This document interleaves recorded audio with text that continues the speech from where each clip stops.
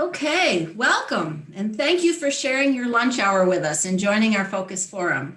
Our topic today is funding challenges in a time of COVID. I'm Rita Riker, President of the Board of Focus Greater Syracuse, and I'm pleased to welcome you to our forum and delighted that our expert panelists can join us today. Peter Dunn, Nan Eaton, Meg O'Connell, and Sheena Solomon. They'll be formally introduced to you in just a moment. Today's forum is one of the series of forums just focused on the implications of and how we in Central New York are coping with COVID-19. A few reminders about our format. This forum is scheduled for 1 hour, and we will be recording today's session. Our panelists will each present for about 5 minutes, followed by about 20 minutes of Q&A, where we will address as many of your questions as possible, many of which were submitted ahead of time. If you have a question for our panelists, please use the Q&A button at the bottom of your screen. Our board member, Amy Rood, will be monitoring the Q&A. If you have trouble using Zoom online, please try dialing in using the alternate phone number and sign-in information included in your invitation. Board member Brian Hoke has also placed that information in the chat box, or if he hasn't, he will do it shortly. Now, I'm very pleased to introduce our moderator, Martin Jacobs, Director of Community Prosperity at the Allyn Family Foundation and a 2019 Focus Wisdom Keeper. Just a couple of tidbits about Martin. In his role at the Allyn Family Foundation, Martin is currently co-developing a community prosperity initiative focused on disrupting concentrated poverty in Syracuse neighborhoods by creating economic opportunities, economic empowerment, and vibrant neighborhoods where families thrive. Prior to joining the Allyn Family Foundation, Martin served as the executive director of the Near West Side Initiative and received the Martin Luther King Jr. Unsung Hero Award at Syracuse University in 2016 in recognition of his work on the Near West Side. With a master's in social work, Martin also teaches community economic development at the Syracuse University School of Social Work. I'm sure that's an interesting course. Martin? Great. Thank you so much. Thanks everybody for being here today. I'm excited that I have the simplest role today of introducing everyone and that I'm introducing folks that I've known for a long time in different capacities that we'll kind of get to. But today I'm going to start with Sheena and introducing her. And in reflection this morning, it dawned on me that she was like one of the first people I got to know when I moved here to Syracuse about 14 years ago, in my early days on the north side. So excited to introduce my friend and longtime colleague, Sheena. So let me just tell you a little bit about her, although I'm sure everybody on this call knows already plenty about her. But Sheena recently became the executive director of the Gifford Foundation in January of 2019, after having been with the foundation for 12 years prior to that. Her prior work at the foundation focused on expanding its community impact initiatives and working with the grants management team. And now in her role as executive director, she remains as fully committed as ever to being engaged in racial justice and equity work. Sheena was essential in the creation and implementation of Gifford's citywide initiative called the What If Mini Grants, which provide a resource in fostering growth in neighborhoods and strengthening the capacity of residents who are focused on making positive changes in their communities. She's been instrumental in the design and planning of Nourishing Tomorrow's Leaders, leadership development training intent on increasing the diversity and inclusiveness of not-for-profit boards. They just wrapped up their last program, I think it was a week or two ago there. She currently serves on the board of You Can't Fail, Inc., Syracuse Economic Development Corporation, and is the board chair of the Near West Side Initiative. Sheena is passionate about fostering growth in others. She understands the need to have patience and understanding in addressing the needs of the community. She truly believes that teaching people how to fish concept and celebrating diversity is the best way to build and sustain strong, vibrant, and inclusive communities. So with that, Sheena, the floor is yours. Thank you so much, Martin.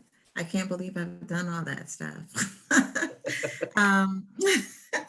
So yes, I'm Sheena Solomon, the executive director of the Gifford Foundation. The Gifford Foundation, for those who don't know, has been around since 1954, and it's a private foundation. I think it's really interesting on the panel today that we're all representing different type of philanthropic organizations. So I thought that it would be important for me to state that Gifford is a private foundation, which means we don't have any family members on the board.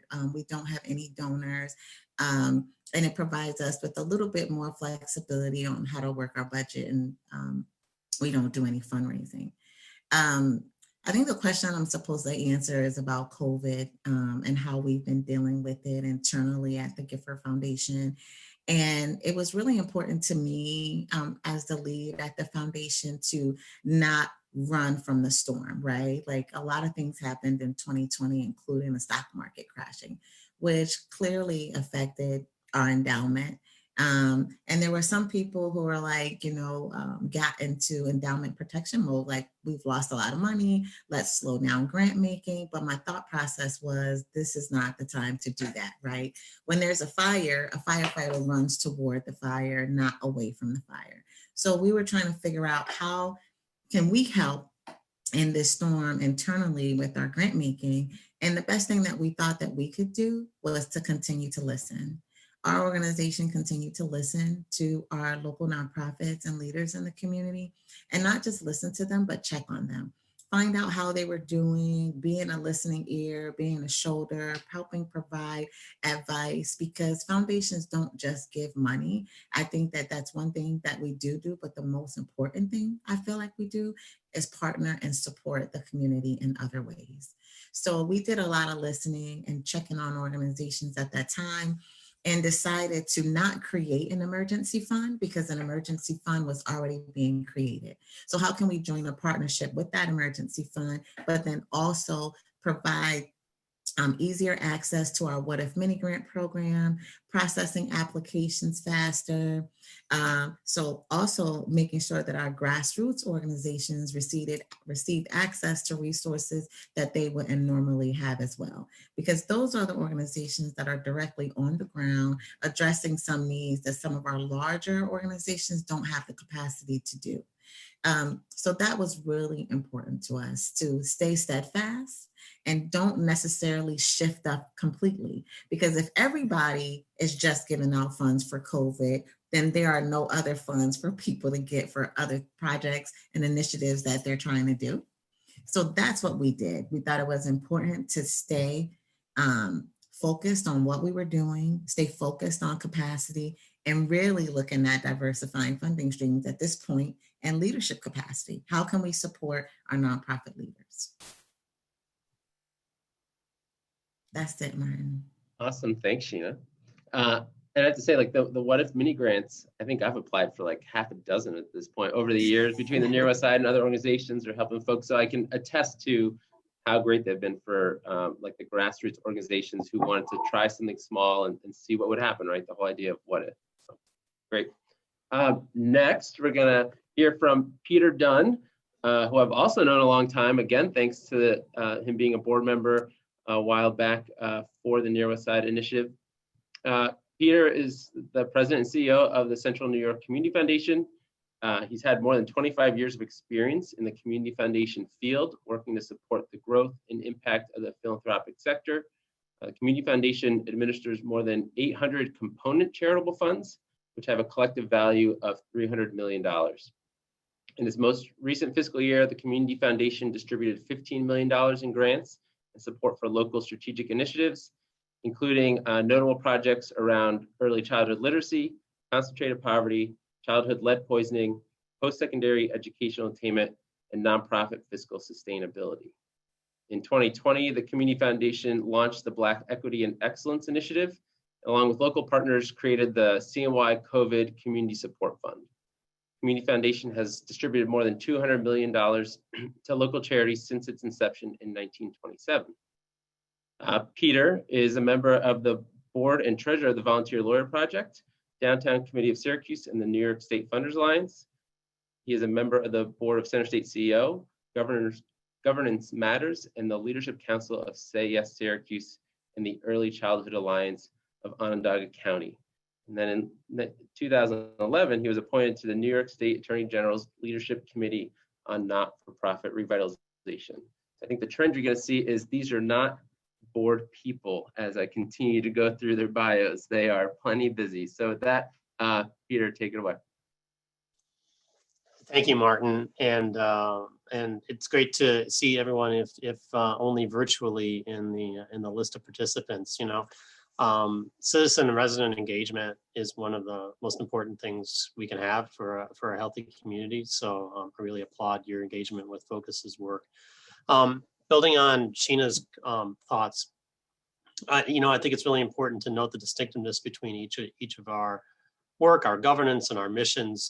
We're all distinct in how we're structured and what we do, but we also collaborate frequently on a lot of different issues and matters and coalitions and projects, all coming in at different points depending on our strengths and capacities. So there really is quite a collaborative funding community here that often brings in other funders who aren't here today, including the Snow and Reisman Foundations, the health foundations, and quite a number of others.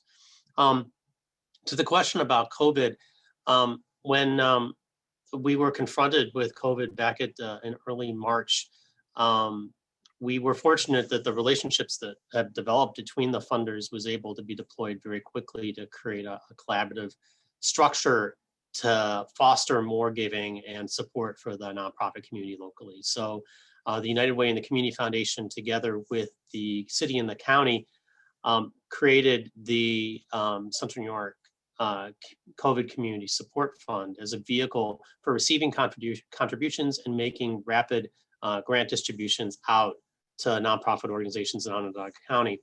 The Community Foundation also replicated that work in Oswego County and Cuyahoga County and Madison County, other places that the foundation works on a regional basis.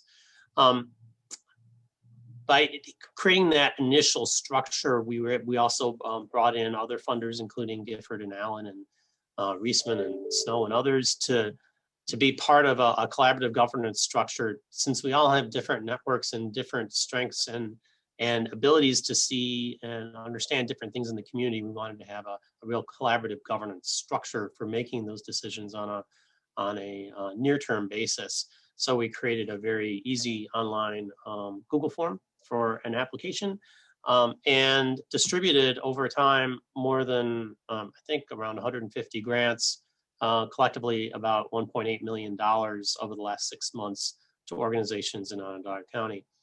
If you were to look at the themes and things that we learned, just some highlights.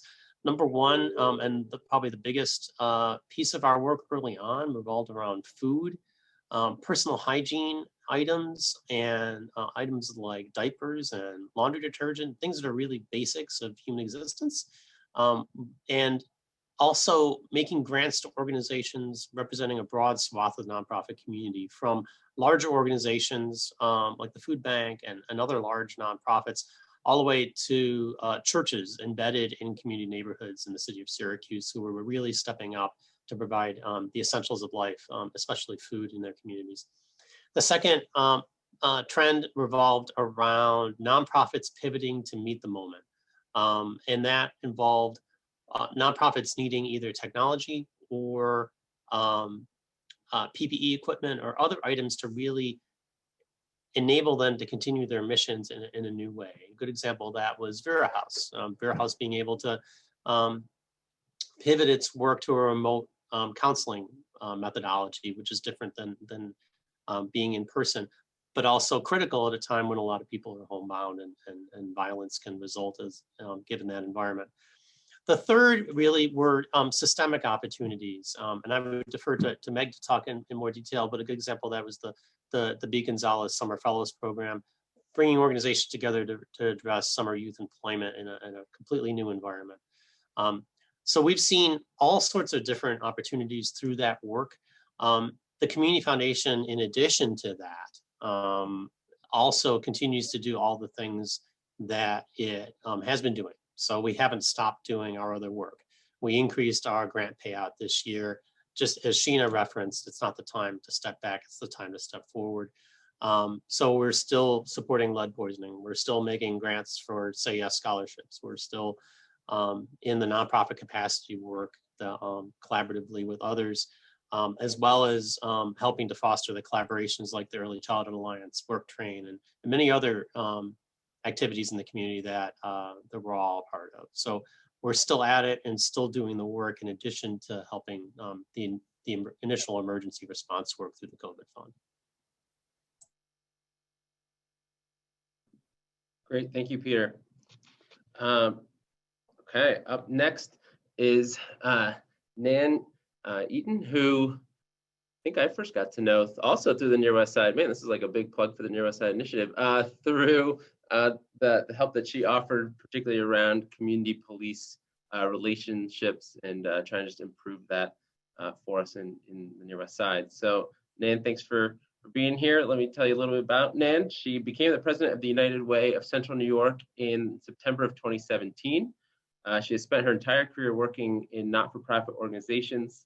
She's served in leadership roles at Arise, Salvation Army of Syracuse, Syracuse Weed and Seed Community Partnership, Home Headquarters, and Housing Visions Unlimited.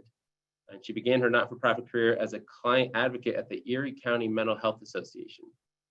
Nan has served on numerous local boards and initiatives and is a graduate of the Leadership Greater Syracuse Class of 2000. She's been honored to receive awards including Key for Women Community Impact Award of 2020, the Outstanding Fundraiser from the Association of Fundraising Professionals, Women of Distinction from New York State Senate, Champion for Children from the Boys and Girls Clubs, the Northside Hall of Fame from Syracuse Northeast Community Center, and 2 awards from the City of Syracuse.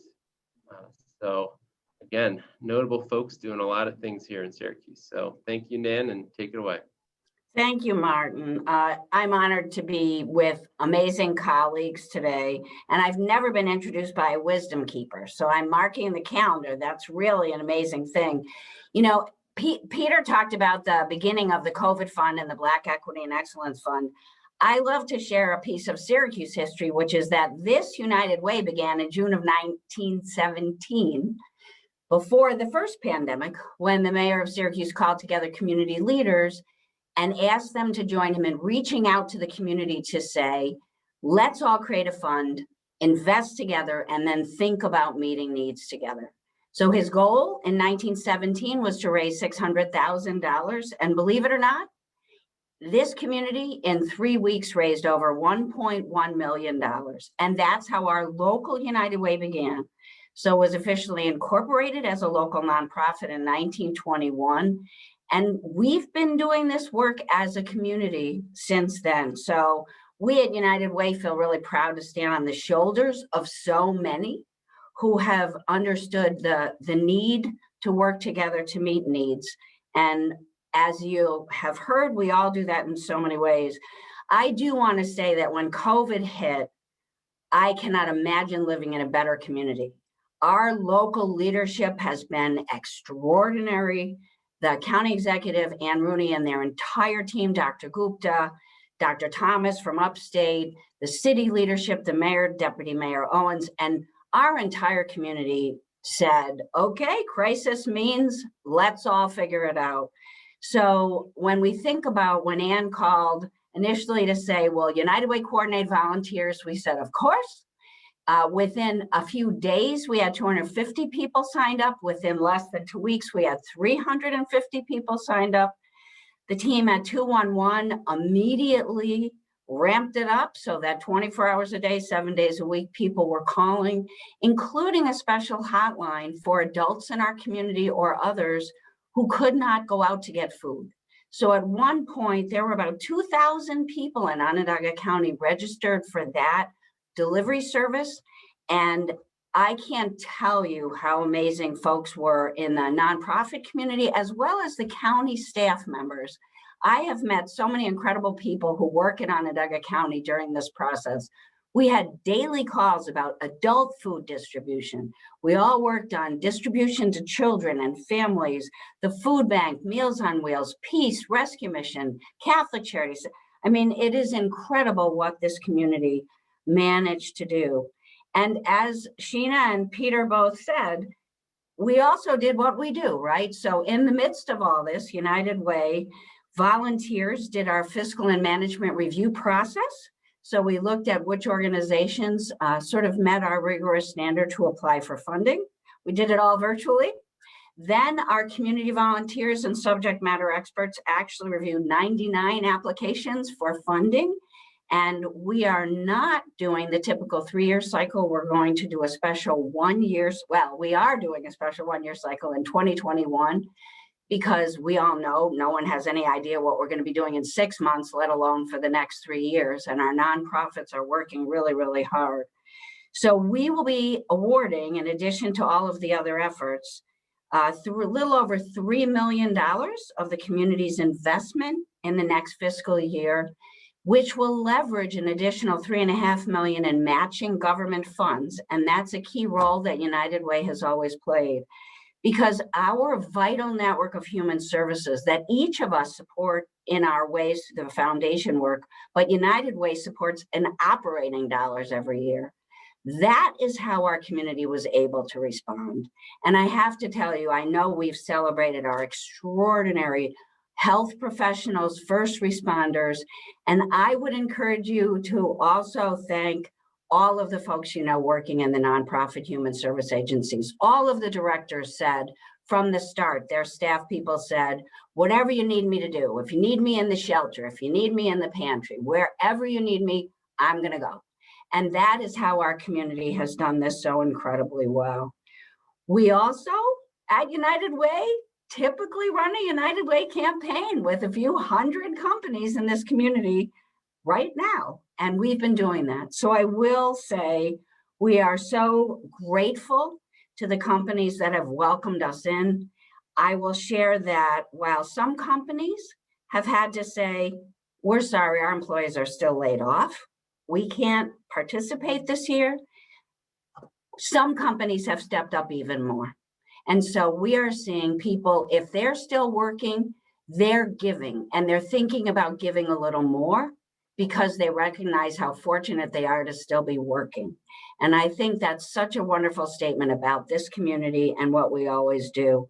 We also, during this time in our country, when we have seen racial and social justice issues come to the forefront of everyone's mind, we were proud to partner with 98 local businesses and organizations to launch CNY Equity.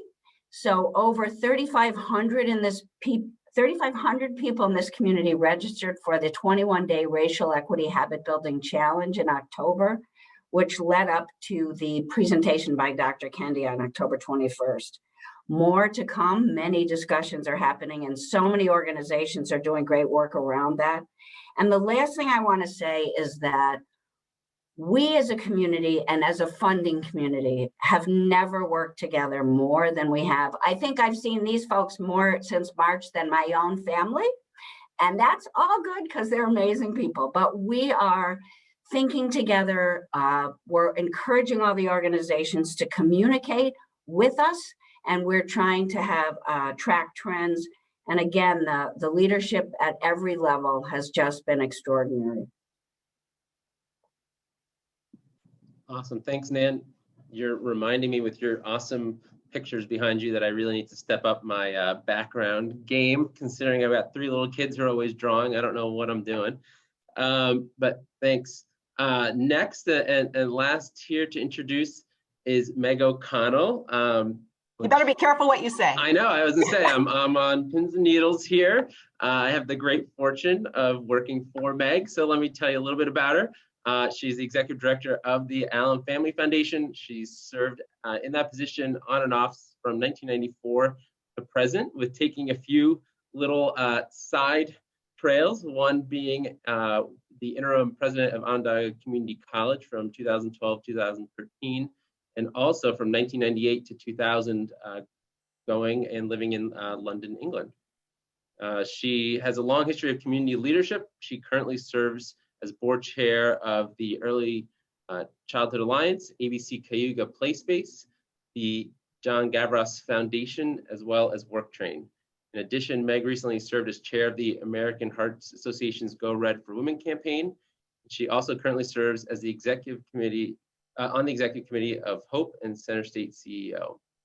Meg has spearheaded the founding of a new not-for-profit entity that I also closely get to work on, the Syracuse Urban Partnership, which is currently constructing the Salt City Market here in downtown Syracuse.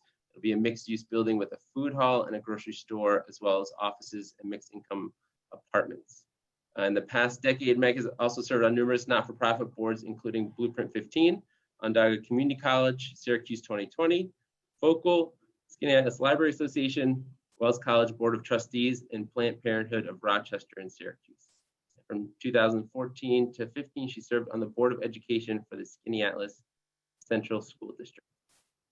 All right, take it away, Meg. All right. Thank you. Well done. So glad to be able to go last, I guess, because I don't want to kind of repeat everything that's already been said, but really maybe just to highlight a few things that I've heard. So I do love that we are all different organizations. The Allyn Foundation is probably the most unique in the sense that it is a family foundation. And in some ways, that's really a blessing because it has been able to be a little different in terms of how we think about the work that we do, what we're measuring our impact on, and what our mission goals are.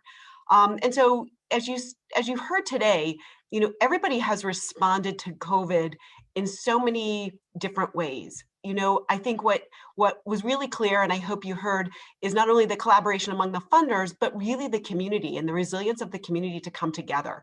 I mean, we worked early on with groups like Westcott Mutual Aid to produce thousands and thousands of meals in partnership with the Southwest Community Center, for example, the food distributions throughout the city, the pop-up markets, everything that we could do. A colleague at the foundation, Tiffany Lloyd, with the Women's Health Initiative in Layla, you know, has been giving out women's products and menstrual cups, and you know, so on the ground, a tremendous amount of response that I think everyone has jumped in, as you've heard here.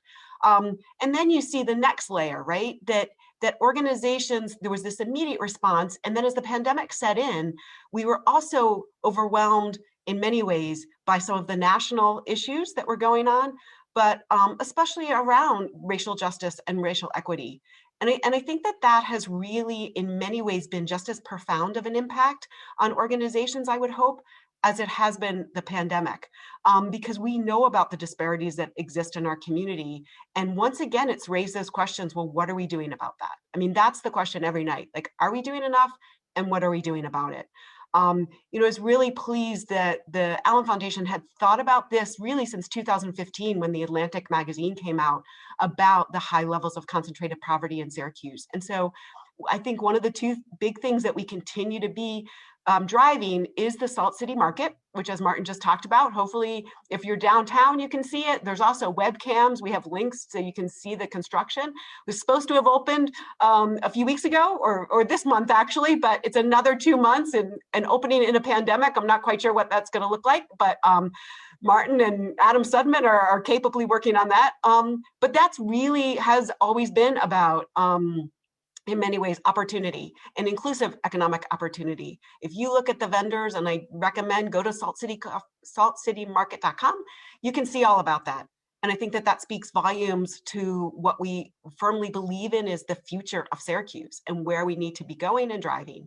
I think the other initiative around Blueprint 15 was really pleased that Stephanie Pasquale joined the team at the foundation, but really more the team of the community to continue to drive the Blueprint 15 initiative, which is really the revitalization efforts along the old Blueprint 15 old 15th Ward District, right? So I think Stephanie, along now with Arlena Harris, are doing a tremendous amount of work in those neighborhoods as well to kind of plan for what the future looks like and what we hope will be the next and changes with the community grid on I-81.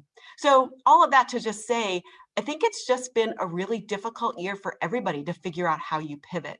As Peter mentioned, in addition to kind of some of the on-the-ground work, when it became apparent in May that the OTDA funding was not going to come through for summer youth employment that comes through CNY Works, we mobilized, partnered with Syracuse University, and in honor of B. Gonzalez, created the B. Gonzalez Summer Programs, We're going to continue to work. That was such a phenomenal opportunity for youth organizations to come together, that the foundation, in partnership with the United Way, has moved forward to continue to figure out how can we have a community plan for youth. It's been talked about for a long time, but together now we've hired Rashida Caldwell to take that on as a challenge, to kind of try and come up with a plan for the community.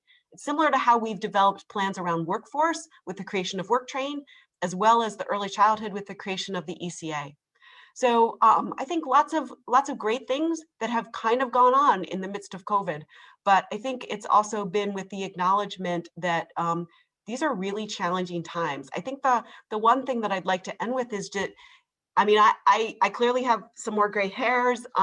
It's been a long year. And in some ways, with the Syracuse Urban Partnership and the operating the Salt City Market, I can kind of understand some of the challenges of not-for-profits. But I think I can tell you every single challenge that we've had. I think what funders would like to make sure that people know is that we need to have hard conversations. And it's okay, as Sheena said, to listen and to kind of say what the challenges are, as much as not just the positive news all the time, but really what people are wrestling with. And I think that as a community, we're all wrestling with that. And as a community, we have to figure out how to fix that. Thanks, Meg. I know I'm seeing a lot of participants, which is great on the call. I know probably most of you are eagerly waiting, getting to the questions side of this. So thanks everybody for the overview of what all the foundations have been doing. And I'm going to pass it to Amy, who I believe has a series of questions that came in early. So we'll have Amy pass those along to our panelists. Yeah, thank you, panelists and Martin, for hosting today. We did have several questions that were submitted by the audience prior to this event, so I'm going to get through those questions. And if you have additional questions that have come up during the presentation, please feel free to use the Q&A feature in Zoom, which you can find at the bottom of your screen. Do you have for corporate givers with limited budgets who want to meet the COVID need head on, but know that that may mean reducing giving to legacy beneficiaries whose missions are not in line with COVID or on target with COVID? So I'll take a attempt at that. I'll make an attempt. It's a really important question, and I happen to know the person who asked it, and he's someone who supports so many things in the community, and so does his organization. What I think we can all say is this: when you think about what we face now, it's really important for us to think about what do we want to be when this is over, and it's going to be at some time. So we hope that we will all continue to support the organizations that we've been supporting as community members, right? Which means we need an arts community. We need a thriving arts community. We need all of those aspects that mean people want to stay here or people want to come here. At the same time, there have been some changes in the tax law, so perhaps people might be able to think a little differently about perhaps giving more if they can. We are seeing that certainly with individual donors. I think that people are recognizing, if I can, now is the time. And as our board said at a meeting probably in March, April, May, we all sort of think of our rainy day funds. Well, this is the tsunami. So it's time to really respond in any way we can. But please keep in mind, we need to preserve all of the reasons why this is an incredible community. And that includes that whole range of organizations that give people opportunities to connect. Thank you very much. So our next question is, what approach do you use to entice new businesses or individuals that have no history of giving to contribute? And I believe that Peter was going to answer this one. Yeah, there's so many different layers to this question on so many different ways. So one, is it really comes down to a matter of personal discernment and thinking through where your values are and how you can translate those values into support and what works best for you. Nan mentioned the notion of folks digging deeper. We spend a lot of time at the Community Foundation talking to people about legacy plans and thinking about gifts made through their estates. And a lot of the questions revolve around values and presence and how folks may have been civically engaged. And they may or may not have had particular connections to charities, but nonetheless, they want to support the community that really helped make them, either help make their business or help raise their family. So really, I think it's a matter of personal discernment, number one. I will say that while we have seen increased giving, which in our case has been supported by a weird and volatile stock market, the tax structure that we currently have in place has actually been an impediment to giving. We reduced the tax law that passed a couple of years ago, had the effect of reducing the number of people who itemize for charitable gifts by 2/3. And so the tax incentive that may have existed for some folks doesn't exist as much as it did before. We have seen an increase in giving for much higher net worth people. So there's a trade-off, and it remains to be seen how that all is going to flush out. I have seen generally, to build on what Nan said, an increase in giving, but also a sense of kind of nervousness and not knowing what the future holds. Thank you very much. So this next question is directed towards Sheena. As we battle the immediate needs created by this pandemic, do we already see what the long-term effects may be in our community due to this 1 to 2 year crisis? And how can we start now building the foundation for those anticipated needs? So obviously we don't have a crystal ball, right, to tell what the future is going to be. And I definitely am not going to sit here and pretend that philanthropy has all the answers, because we don't have all the answers, which is why I started out having a conversation about listening, because we don't know what organizations need unless they tell us what their needs are. So having those conversations is necessary. We just developed a program called Embracing Disruption. And it's a program that is focused on helping organizations learn to be a little bit more flexible. So looking at your funding streams and what you're dependent on, looking at your programs to make sure that they're still relevant, taking a look at leadership so that you can create succession planning, but to learn how to be flexible. I don't know, I think a lot of people have read the book, Who Moved Your Cheese? And I think that it's a great book that shows an example that change is not easy for anyone, whether it's positive change or whether it's negative change. But you have to learn how to adjust in order to even play the game. It's almost like changing the rules of the game. Well, now we're all virtual. And even though we ran our Nourishing Tomorrow's Leaders program this year, we did it in person, but we literally built the bike while we were riding it, right? How can we still continue to make sure that people are safe, also create virtual opportunities for them, and still have a graduation and celebrate learning? So I think that the future is clearly unpredictable, but the work that needs to be done is still there, right? We still need to be vigilant. We still need to listen, pay attention, and understand what the actual needs are versus the perceived needs in our community. Because I think that there are some perceived needs that people are like, well, everybody needs a t-shirt or everybody needs sneakers, or we got to make sure every kid has computers. We have to prioritize what the needs are in the community. So we definitely don't have the answers because it's going to be unpredictable, but I think that we're all ready to be flexible.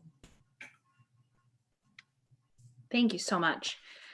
Meg, as COVID continues to impact our society, what adaptation you have made during COVID do you think will persist when COVID begins to subside?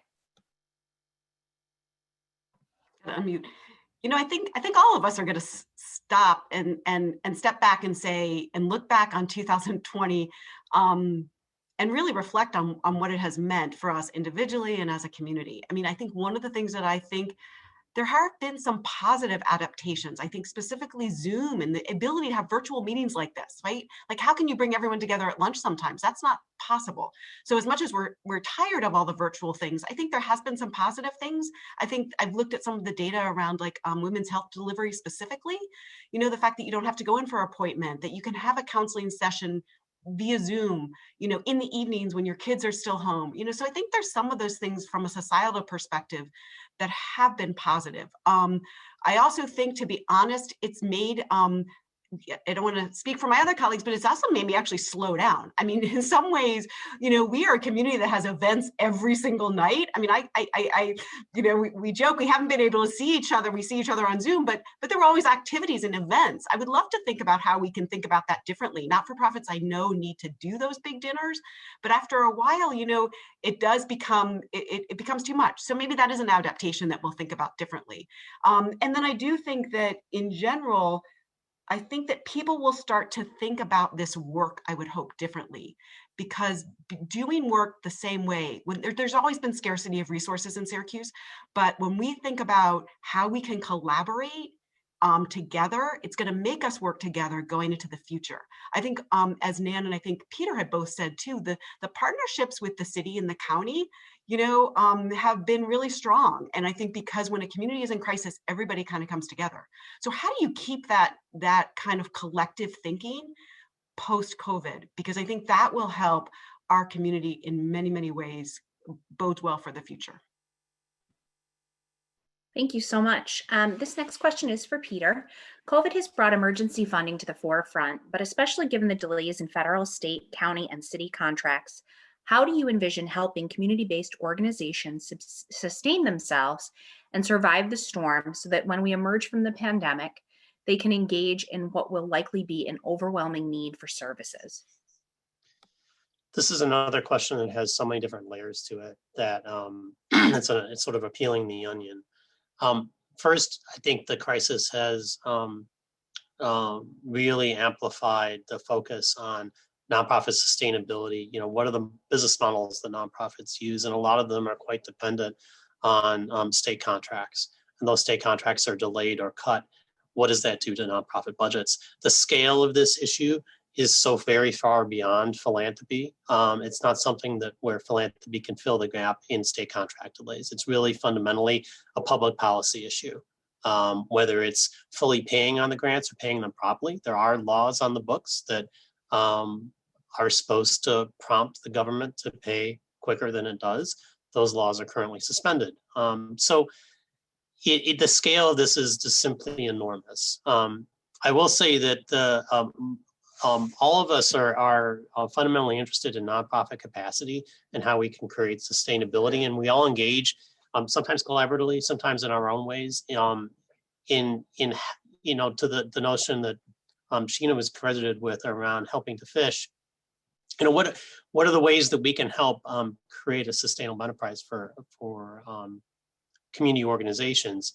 In our case, we've funded nonprofit mergers and affiliations for the last 10 years. We've helped complete more than 35 nonprofit mergers during that time. We've also been really interested in data and helping nonprofit organizations use data better to make decisions, whether it is about expanding or reducing programs or changing how they allocate their resources for bigger impact.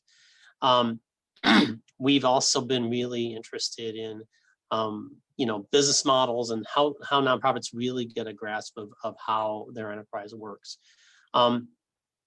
Philanthropy really isn't necessarily about filling the gaps. It's about creating sustainable social change and positive movement in the community. So like in our case, we've been you know, inspired by, you know, the Community Foundation has been on a journey around racial equity for the last couple of years, really accelerated over the last 6 months. And so our announcement about the Black Equity and Excellence Fund is a good example of that. The Community Foundation taking an intentional approach to dedicate resources to Black-led and Black-governed organizations to really help amplify their capacity. So we have the ability to have flexible resources that we can deploy for things that we identify in that way. I will say, however, that the scale of some of these issues is simply enormous. And so sometimes that requires us working together, but ultimately requires our government partners. It really requires, a lot of the answers to these issues are fundamentally public policy ones. Great, thank you so much. So this question is directed at Nan. What parts of the community might be most impacted by funding changes and challenges in the months ahead? So Sheena, I don't have a crystal ball either, but what I will say is that there are many ways to think about this. So in the United Way world, we talk about ALICE.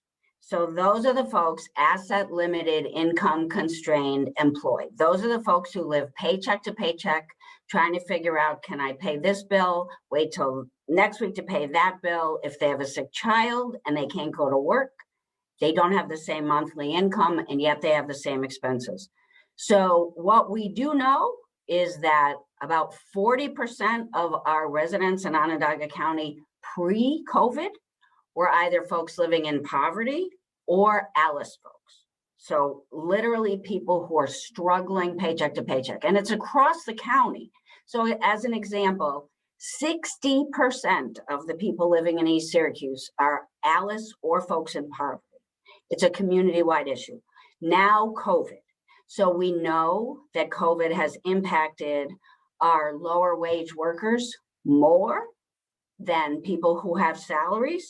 We also have seen, and we've acknowledged as a community, but it has certainly come to the attention of more people, that we have so many health disparities, right, as it relates to people of color and also people with disabilities.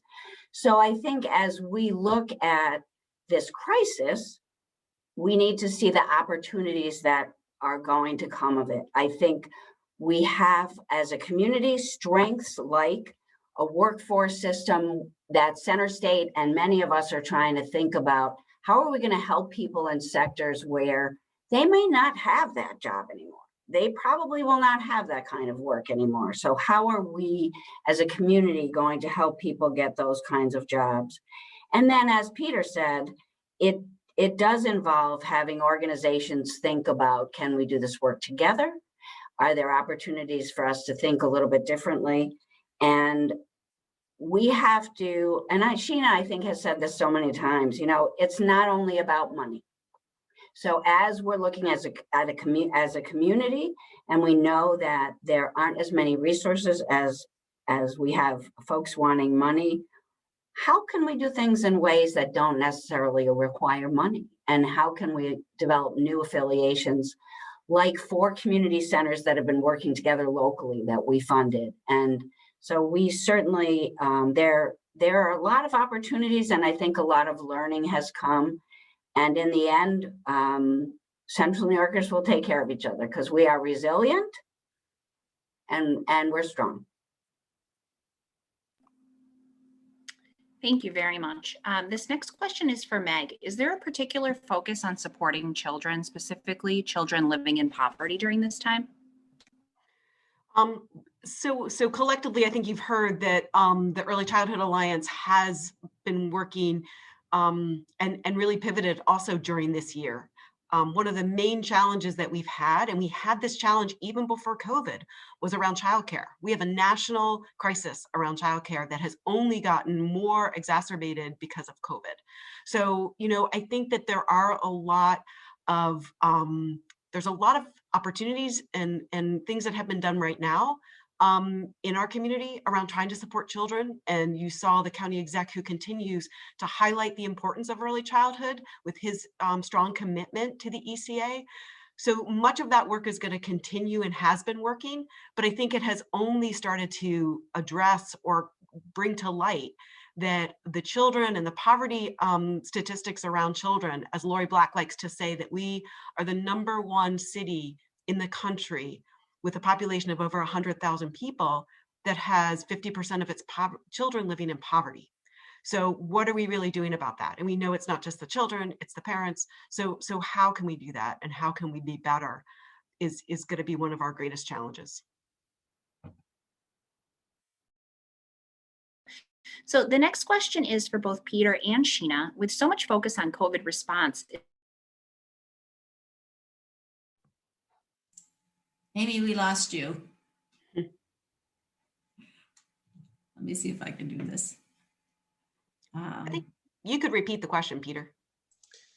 Yeah, since I have it here in front of me, with so much focus on COVID responses, there's still room for grants for non-COVID projects.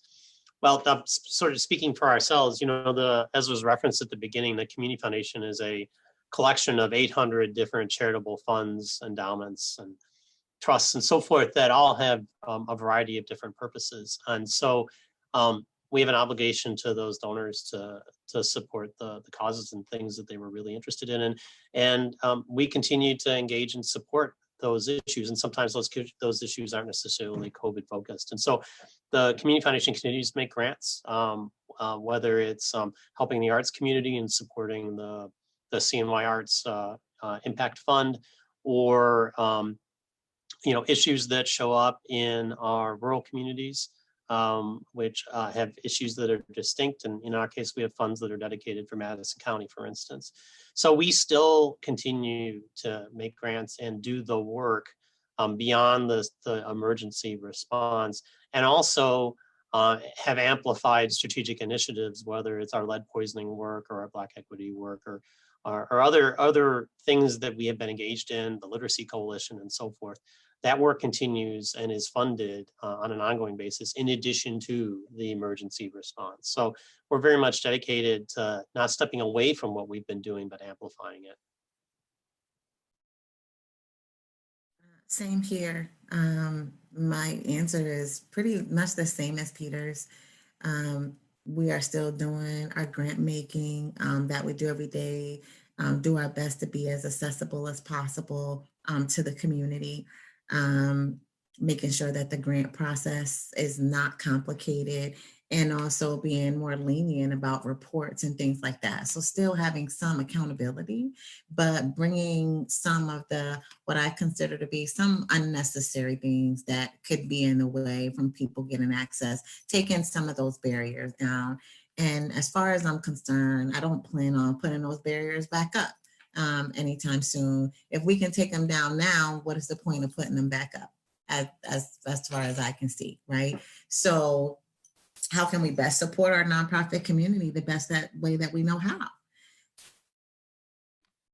Great, thank you both so very much, and sorry for my technical difficulties.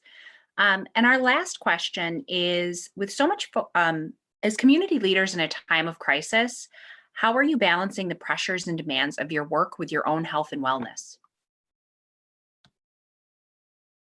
Wow, I'll start. Because I mean, everything is closed. There's not a whole bunch to do these days. I remember when everything completely shut down. And as an extrovert, that's really hard for me. An extrovert gets their energy from people, being around people. And even though I have children, they more take the energy instead of giving me the energy that I need to continue every day.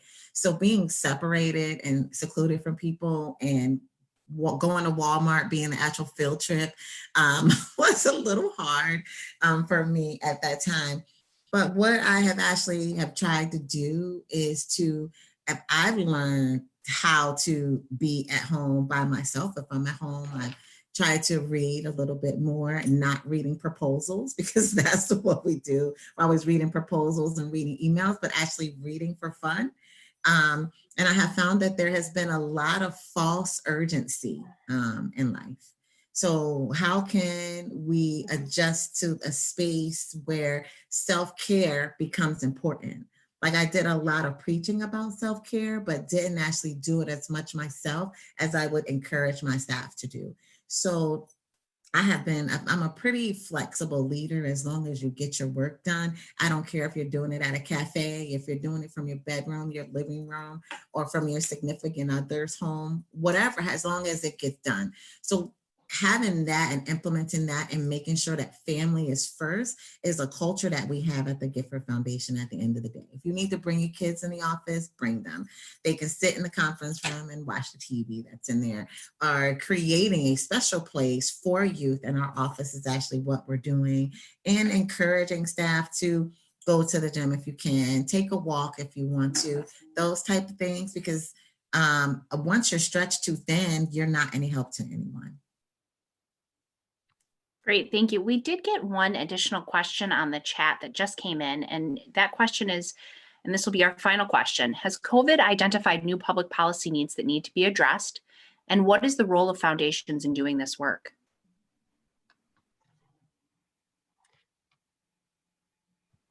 Any takers? Well, what I would say is this. I think that what we do well in this community, and I think we've each said it in our own way, the county has extraordinary leadership. You know, well before this hit, Dr. Gupta had formed a community coalition to look at health disparities. So people are aware of these issues, and I think that and looking at things like youth services and things like early childhood and childcare and workforce development, these are all public policy issues that the funding community is working with our local leaders, as well as getting input from community members. Because in the disability rights world, where I spent some time, it was nothing about us without us. And so I think that making sure that there's community involved as we're sort of thinking about what are the big issues and how are we addressing them is really important. And I think we want to make sure not to forget about the sorts of services that maybe are going to fall by the wayside, right? So what about what people might say are soft services, and yet they're so important, right? So we can't just think about the most basic needs. We have to make sure that public policy is again thinking more about all of the needs that our families have and frankly, the trauma that many in our community live through. And how are we addressing that? I could just add, I would also say that things around the digital divide, for example, you know, philanthropy helped initially. You know, I think the Allyn Foundation, others immediately deployed Chromebooks into the community to help with that, but that was only a short stop. I think that the public policy side of it became really apparent. So, you know, applaud the Syracuse City School District. They got a $5 million grant to help with that, but then you have the issue of broadband and how could that be improved with the mayor's surge initiative. So I think it is overlapped. I think the last thing that would concern me the most when we know the health disparities, especially along racial lines, will be the release of this vaccine. Like somehow we need to keep wearing our mask and washing our hands, but we also need to somehow acknowledge some of the challenges in the past around vaccines in the Black community, but also somehow recognize that upstate has been the lead with Pfizer on this, and that as a whole community, the more that we can embrace and get the vaccine, that will help us come out of this time. The thing that I would lay just as a final thought on the public policy front. So one of the things that we've been really engaged with for the last couple of years at the Community Foundation has been the issue of childhood lead poisoning. And what we have been learning during that time is where people live really matters and really affects so many other issues, whether it's employment, early childhood learning, and violence issues. It goes on and on and on. And so one of the issues I'm particularly concerned about is eviction. There's an eviction moratorium right now that will expire in January. And so I'm really concerned about what happens next, because there's the health disparities that we've talked about, what happens when lots of people are suddenly moving. If you were to draw a map and show where the evictions are, where lead poisoning is, and then also superimpose the redlining maps for the 1930s, you would see a profound racial justice challenge for this community. So I don't know where all that is going to lead, but I do know that where people live really matters and affects so many other issues that we care about. It's quite a nut to crack that I'm hopeful that our public policy friends are also thinking deeply about it. And if I could just add one more thing, the systems and policies that are in place have always been a problem. COVID-19 has just enhanced and exposed more of the problem. The systems and policies we all know were not created for everyone. They were not created with everyone in mind, and they weren't equitable or including equality. So at the end of the day, when we're trying to shift some of these systems and issues, We as individuals, not just in philanthropy, but everyone needs to be intentional about what you do, where you shop, where you spend your money, who you hire, what your employment processes look like. We all have to be intentional and that at the end of the day, because we in philanthropy, we don't have the money to fill the gap. We don't have all the answers, but if as a community, all of us as individuals, if we make better and more intentional decisions, we can change some of the policies and issues and concerns that we have. Because at the end of the day, we can't do it by ourselves. Great, thank you all so much, and I'm going to pass it back. No, we've run out of time, so I'm going to just thank the panelists really quickly. It's a pleasure always working with you all and getting to see you here. And I believe, Rita, you might have some last info for Focus. Yes. First of all, I'd like to add my thanks to Sheena, Peter, Nan, and Meg for sharing your experiences and expertise. You've given us a lot to think about, and to Martin for wonderful moderating. So I hope this has been a great experience for everyone. So we'll be posting this forum on the Focus website shortly, in case you know somebody who would like to view this, or if you'd like to view it again, focussyracuse.org is our website. And for our audience, please watch out for a very brief follow-up survey that you should receive shortly. Your responses will help us better understand your experience with this forum. Also, and it's very appropriate for me to say this at this time in this forum, we are currently in the midst of a year-end appeal for financial support. We would be very grateful for your donations of any amount to help us continue our efforts, including hosting focus forums such as this one. And donations can be easily made on our website, focussyracuse.org. Thanks to all, and I hope you have a wonderful day and a wonderful weekend, holiday week next week. Thank you so much.